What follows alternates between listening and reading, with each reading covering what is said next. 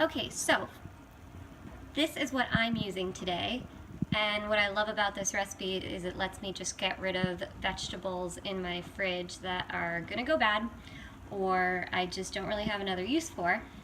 So it's a great, just sort of almost like a leftover meal. So today I'm gonna use carrots, red onion, snow peas, I'm sorry, sugar snap peas, red bell pepper, Chinese spinach. This is Thai basil, but this has another use. I'll tell you what to do with this. And Kabocha pumpkin, which is kind of like an Asian pumpkin. Now for the rest of the ingredients, non-negotiable, fish sauce. Non-negotiable, a good quality red curry paste or green curry paste. It's up to you. Non-negotiable, coconut milk, although normally I use coconut cream, but this is all I had, so coconut milk. And then, one more non-negotiable, sugar. This is palm sugar, which is Thai, and you'd have to find it in a specialty Asian grocery store, but regular sugar works fine. And then here's an optional mixture. So there's a few things going on in here. I have some very finely minced lemongrass, ginger, garlic, it's all at the bottom. The red is Thai bird's eye chilies. And then this brown at the top is something that's really ethnic and it's super optional. It is essentially a preserved turnip green, and I use this a lot in my Szechuan cooking these days because it adds this sort of salty, sweet umami component that it's hard to describe, but you know when it's there. The reason why I say this whole bowl is optional is because technically everything that is in here, minus the preserved vegetable, because that's actually more of a Chinese thing, is actually going to be in your curry paste. But the reason why I also like to add it fresh is because the curry paste, even when you get a good quality curry paste, the flavor is still a little muted. So I just like to add a little bit more of the fresh components to really make everything pop. And Thai bird's eye chilies, which again is the red in here, are really super optional because they're very strong. You want to be careful with them. You want to make sure you de-seed them if you can't handle spice. And I would only use one if you just want a little bit of a kick. But again, your red curry paste or even your green curry paste is going to have some sort of chili. So you may not want to opt for an additional fresh chili. Okay? Okay, here's another optional step. Now, I said the coconut milk is a non-negotiable, and it is. And Thai basil, which I showed you earlier, is something that you may want to add just as a garnish, chop it up and throw it in at the end, or you can do what I'm going to do today.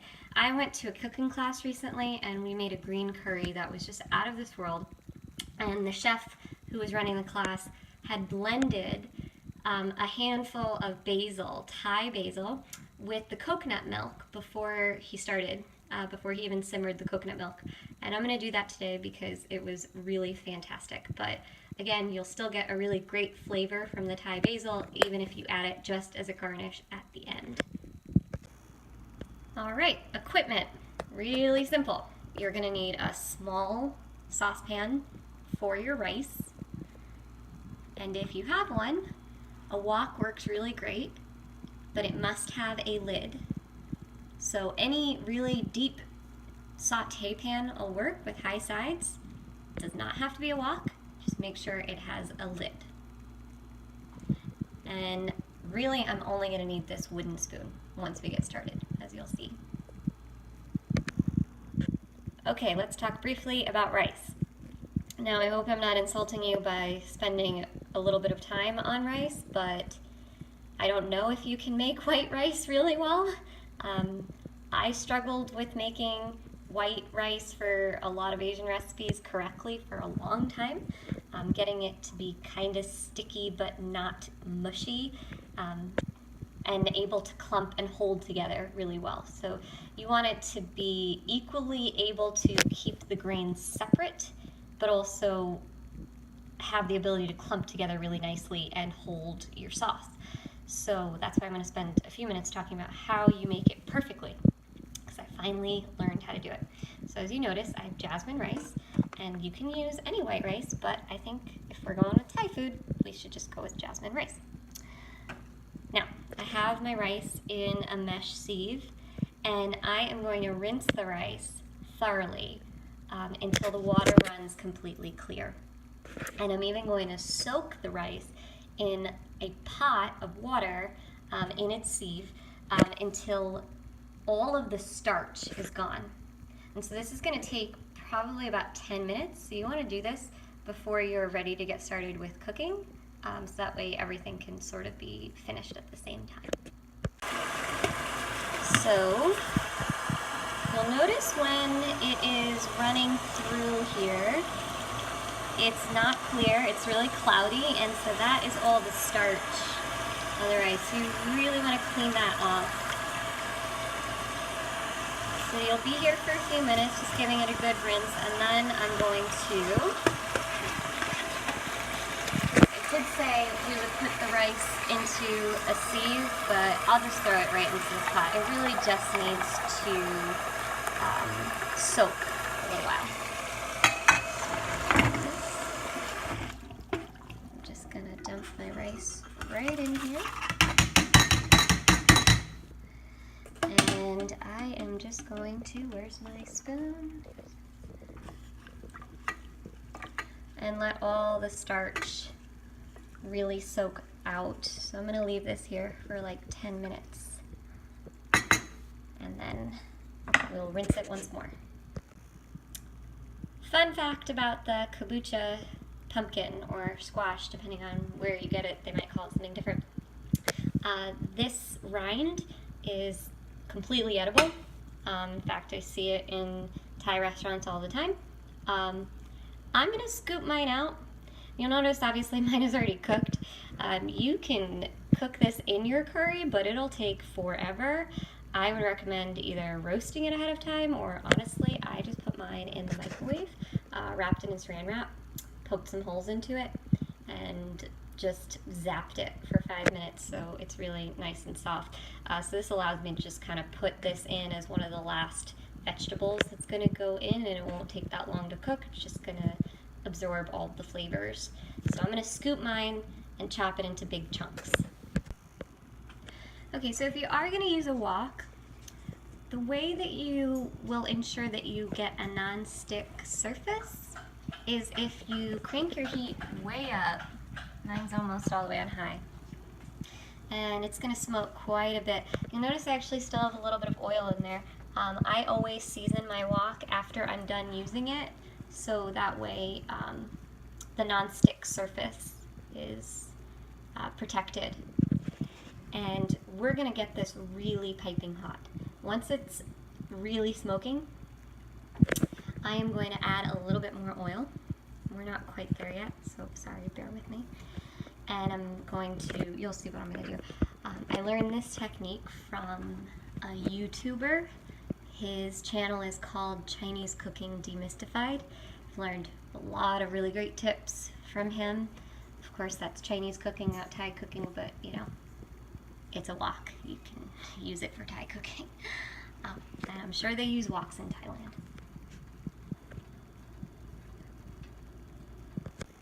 Okay, so we're smoking quite a bit. And I think the guy on the YouTube channel calls this long yao. This is the technique. When you put a little oil, and I've got just canola oil in here, not olive oil, because that has a really low smoke point that'll burn like crazy.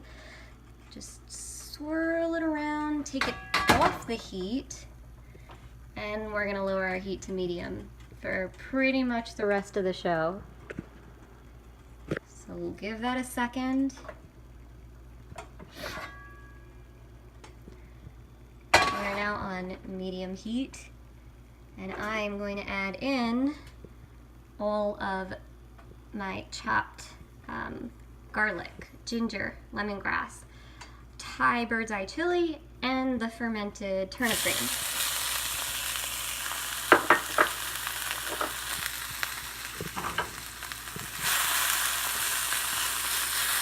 And you want to keep that moving. You don't want this to burn.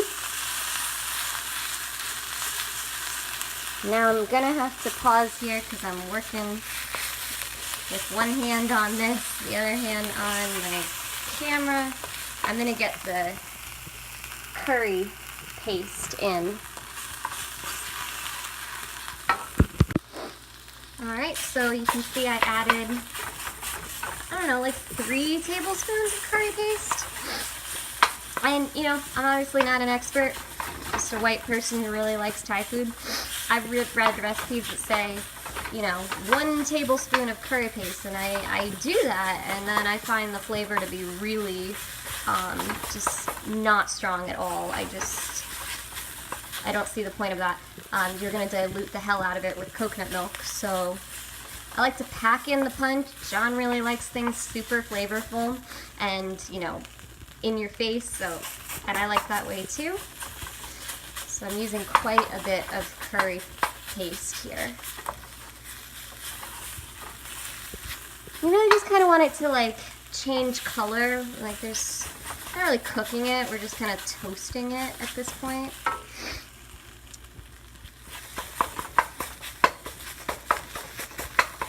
I'm going to add in the coconut milk and Thai basil that I blended before.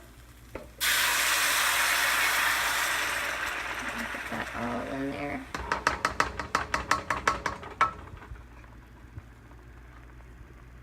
Sorry, gotta put you down for 1 second.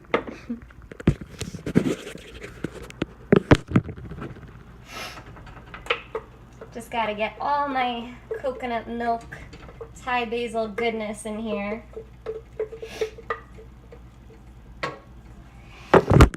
Okay, we're back. Now it's really green, so you might be wondering, why did I choose to do red curry? I don't know. Color's not going to be awesome. Normally it would be really, really red, but because I did that thing with the blending of the Thai basil, it's going to be probably kind of a brown color. So if that's off-putting to you, don't do what I did. Just add the Thai basil in at the end. Because normally this would be like a nice, vibrant, like orange, reddish, you know, what you're familiar seeing in, you know, when you get this at a, you know, at a restaurant. Green curry, obviously, would be the exact same color as the Thai basil. So that would be more aesthetically pleasing. But I just don't care about aesthetics. I care about flavor. Okay, so really make sure that you're incorporating that paste. It's going to take a little bit of effort to break it up. Now, if you are using a protein, sorry, that's that Thai bird's eye chili that's making us both a little sensitive. If you were using a protein, like chicken, shrimp, even beef, you could add it now. With shrimp, I would actually probably wait till this has been simmering for a while because you don't want your shrimp to overcook. With chicken, I would choose thigh meat, not breast meat, just because it's more flavorful, it's more tender, and it can withstand the longer simmer time. And then like the same thing with beef. I don't ever do curries with beef, but I would choose something that has a good, you know, fat distribution, so that way your meat stays nice and tender, nothing too lean. And we're going to start adding things now in phases because not everything cooks at the same time. So the first thing that's going in for me are my carrots.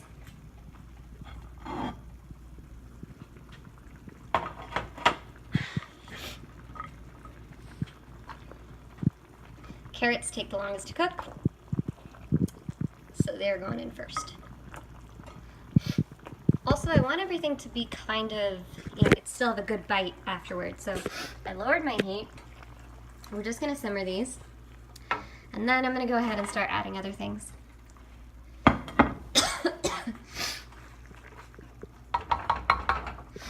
And we're also gonna get started on rice right now too, because the rice has been, excuse me, chilling out in this pot for a while. So I'm gonna drain it, rinse it one more time, and get it in the pot. Okay, rice 101. Let's get you guys out of the way. My rice is in my pot. Put the heat on to medium. I had about a cup of rice. It was actually a little bit more. That was just what was left in the bag, so I just used all of it. But normally my ratio is 1 cup rice to 1 1/4 cup of water. No more than that. So this is like 1 1/4 plus like a few extra splashes. Because like I said, I did have a little bit more rice than exactly 1 cup. I'm also going to throw in a little bit of oil. And again, this is just canola oil. And some salt. And we'll salt the rice again when it comes out. But I think this really helps start building a little bit of flavor. Now, we're going to let this come to a boil. And then I'm going to show you what we do to cover it the right way. It's not just as simple as putting a pot on top. A pot lid on top. Okay, back to our curry, which is simmering away. I've only added the carrots so far. That's all we've seen. Next, I'm going to add all 3 of these. They all kind of cook around the same amount of time. I am still leaving spinach to chill out on its own and pumpkin to chill out on its own. And I've reduced my heat pretty low at this point. Because really I just want this sauce to simmer. And I don't want the vegetables to super cook. I want them to have bite. So if I put this any higher, all my onions and my peppers would get really soft, and if that's what you desire, then great. I like to have a little bit of a crunch. Now, some recipes at this point have you putting in vegetable or chicken broth to make this more of a liquidy sauce, and this is, in my opinion, totally preference. In restaurants, you'll probably get a coconut curry that is much thinner than mine.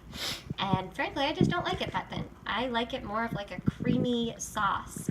So I'm not adding vegetable broth. I think it dilutes it. And I'm just going to keep on simmering with the lid on. Okay, so our rice is almost boiling. I did crank up the heat a little bit just to move things along. If I wasn't taking a video, I'd be multitasking a lot more easily, and I'd have this rice timed better. But because I really want it to finish around the same time as this, I needed to move it along. I just don't recommend putting it straight on high. To be honest, I don't know why. It just comes out more gummy every time I go straight to high to get it to a boil. And here's the other way that you're going to avoid it getting super gummy. I have a kitchen towel, just a regular old kitchen towel, and we are going to lower the heat on this rice in just a moment. Before we put the lid on, take this kitchen towel, I'm going to cover the top, okay, take the lid, put it on top, lower my heat, I put it almost all the way to low, and just fold the towel over the top. Like so you don't burn your house down. Okay? We put 10 minutes on our clock. And that's how long that rice is going to steam for. Alright, now I've got my palm sugar here.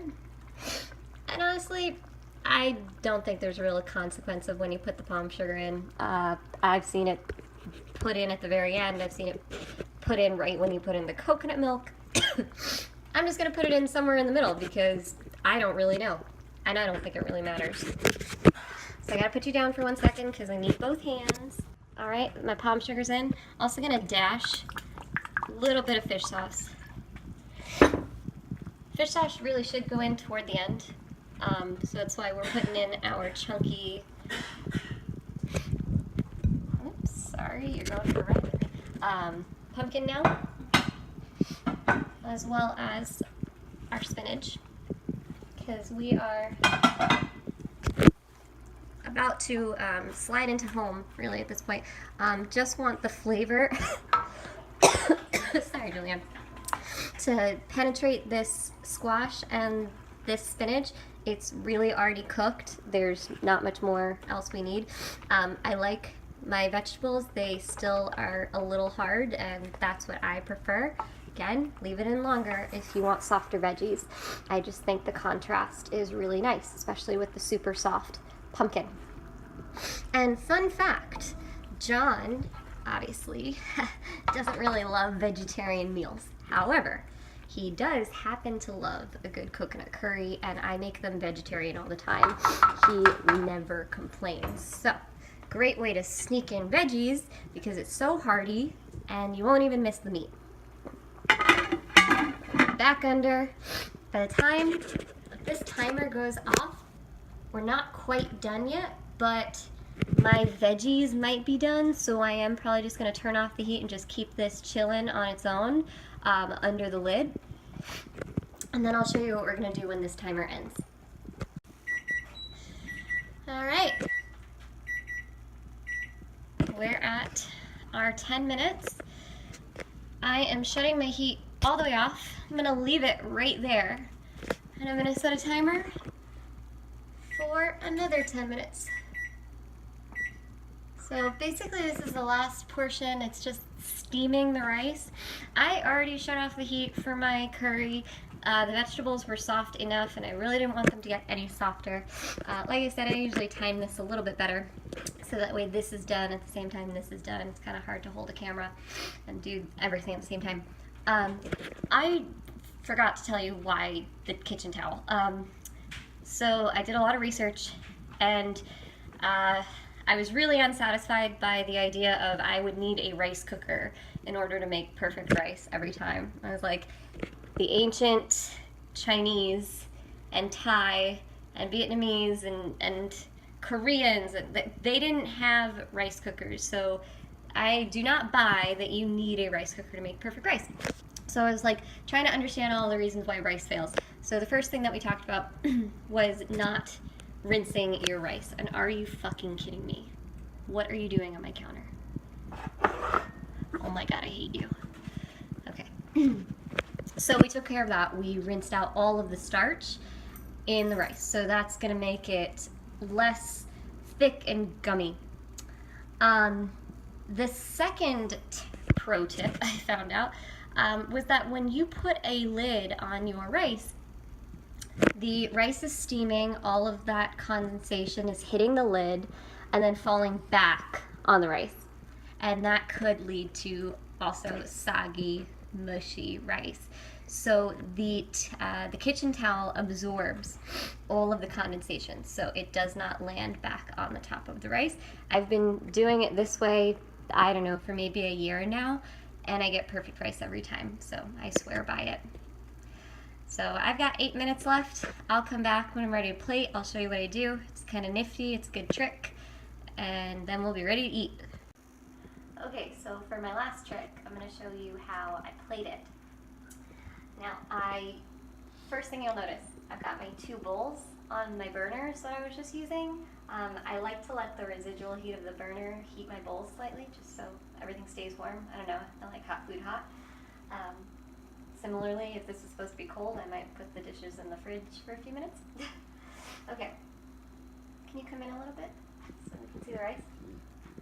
So as you can see, this is kind of what I was talking about earlier when I said you want the rice to like simultaneously, you could like grab individual like grains of rice, but you also want it to be able to clump together and, you know, hold a shape. So that's like exactly what we're looking for. I'm using a fork. Always use a fork with white rice. Don't use a spoon. This is what they call, you know, fluffing. I'm going to add some more salt at this stage, as I said I would before. Really just a taste. Now, when you get this at restaurants, they usually give you the curry in a bowl, and then they'll put the rice in a separate bowl. You can serve it however you want. This is just how I like to do it. I have these little glass, almost like ramekins, and load up a glass with my rice, and I'll really press it in here, actually. Mine just happen to be kind of like cylindrical and have like a narrower bottom. They almost look like little volcanoes. Because when I get all this rice in, and again, just I'm going to press it down. This is exactly what we're looking for. The reason why we press it down is because, is that a Nook's hair?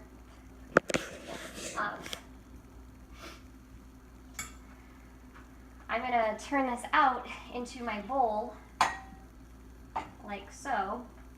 And the reason I do this is because the rice not only looks kind of cool, but I personally don't like the sauce just like getting all over the place. I like to eat a little bit of rice, a little bit of sauce at the same time. Also, it holds the heat really well when it's clumped together in a mound shape like this. So here's our kind of ugly curry. Again, if you don't do what I did, if you just do the red curry and then add Thai basil just chopped up at the end, yours will be a beautiful color. And I just like to, you know, sort of adorn my bowl with my vegetables all around my rice volcano, if that's what we're calling it. So again, this allows me to still enjoy kind of the plain white rice, and I just sort of dunk it a little bit in the sauce as I go around. And that's it. Bon appetit!